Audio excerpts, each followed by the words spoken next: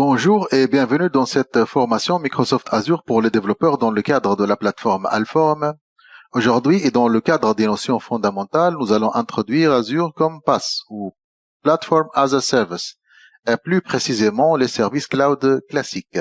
Alors pendant que le SaaS ou Software as a Service laisse l'utilisateur se concentrer essentiellement sur l'utilisation de l'application, le PaaS masque seulement les détails en relation avec l'infrastructure, c'est-à-dire tout ce qui est en relation avec le matériel ou encore les systèmes d'exploitation, et laisse une possibilité plus ouverte aux développeurs pour personnaliser ces solutions. Dans le contexte PaaS ou Platform as a Service, Azure offre 3 services essentiels, à savoir les Cloud Services classiques, les App Services et les Data ou Data Services. Alors, nous passons à la définition d'un service cloud classique. C'est en fait un service qui se compose de 3 éléments essentiels, à savoir donc les fichiers d'application, code source, DLL et ainsi que d'autres ressources. Ils seront packagés sous forme de package étoile.cspkg pour le cas des applications .NET. Il existe aussi les fichiers de description de package qui peuvent être sous forme de fichiers de description, par exemple étoile.xml, tels que les fichiers int pour le cas donc des applications Java J2E. Là, nous montrons donc un exemple de fichier de package au niveau de Eclipse. Ici, donc, nous montrons un exemple de projet donc destiné à être déployé vers Azure. Voilà l'exemple de package ou XML, le fichier int de description du package qui contient les divers informations concernant par exemple les dépendances, les modules qui constituent le projet, ainsi que d'autres détails qui concernent donc l'application en question. Et bien évidemment, donc l'autre composant essentiel de l'application, c'est en fait les fichiers de configuration et de définition sous forme de fichiers XML aussi. Ils sont d'extension CSCFG et CSDEF. Le fichier CSDEF définit les paramètres qui sont utilisés par Azure pour configurer un service cloud. Cependant, le fichier étoile.cscfg permet d'ajouter des paramètres supplémentaires ou de reconfigurer les paramètres de base sans avoir recours à un redéploiement d'un service cloud en question.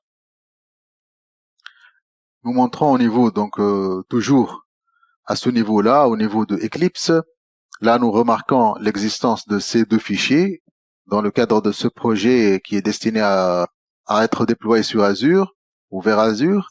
Nous remarquons la présence de ces 2 fichiers, CSCFG, qui contient un ensemble de détails ou de paramètres qui concernent cette application-là, tels que par exemple le nombre d'instances du worker role 1, ainsi que le fichier CSDEF qui définit la configuration initiale de notre projet. Il comprend donc des détails tels que le endpoint qui permettra l'exposition de ce service aux utilisateurs finaux. De même pour le cas de .NET, là nous ouvrons une session Visual Studio. Si nous essayons de créer un projet Cloud Service, là vous remarquez qu'on pourra créer un service cloud sous forme d'un rôle web ou encore d'un rôle worker. Nous allons créer un service juste pour vous montrer la structure et la présence de ces 2 fichiers, à savoir CSCFG et CSDEF. Là, nous prenons cet exemple de service cloud au niveau d'une application ou au niveau de Visual Studio. Nous remarquons la présence de ces fichiers de configuration, à savoir CSDEF et 2 fichiers de configuration que CSCFG, l'un est local et l'autre est destiné pour le cloud. Alors, pour plus d'informations relatives aux fichiers de définition, il faut consulter le lien suivant. C'est un lien MSDN. Nous pouvons toujours l'ouvrir, juste pour avoir une idée plus complète sur la structure ainsi que le paramétrage de ce genre de fichier. De même pour donc le fichier de configuration étoile.cscfg, il faut consulter le lien suivant.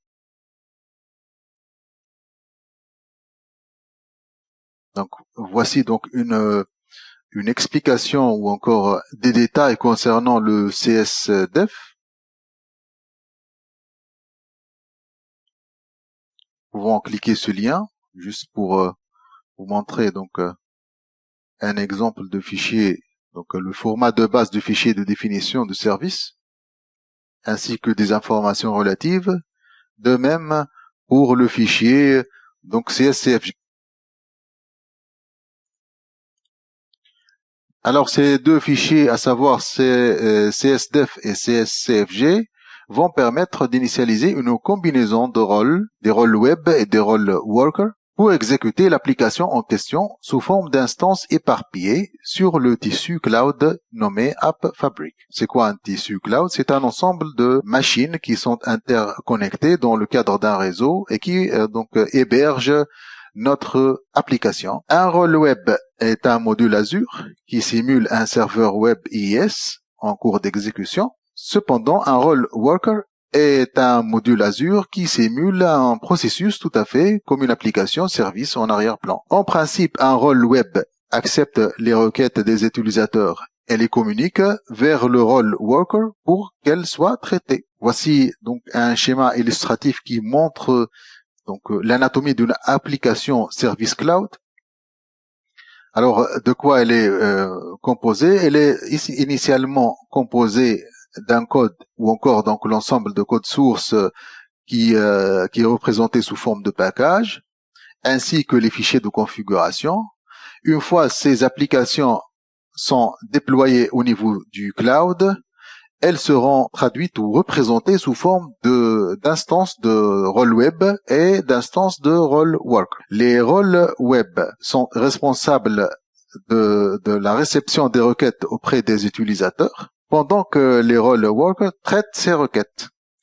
Et la communication entre les instances de rôle web et des rôles worker se fait à travers donc un échange de données qui sera assuré par ce qu'on appelle les queues ou Azure Queues, les files d'attente, qui seront donc enregistrés au niveau de Azure Storage. Et là, nous revenons vers les utilisateurs. Ces utilisateurs peuvent donc communiquer avec cette application à travers des points de terminaison ou endpoints. Alors, le développeur admet la possibilité de préciser le nombre d'instances, que ce soit les rôles web ou encore les rôles worker, qui vont exécuter son application à travers le fichier de configuration CSCFG. Et c'est là où l'importance de ces fichiers de configuration s'illustre, car à travers donc ces fichiers de configuration, le développeur peut donc interagir et intervenir plutôt et donc conditionner l'exécution de son application. Alors, ce qu'on a couvert au niveau de cette vidéo, c'est tout d'abord une présentation de PaaS ou PaaS Platform as a Service dans un contexte cloud Azure. Par la suite, nous avons représenté avec détail les services cloud classiques. Au revoir et à la prochaine vidéo.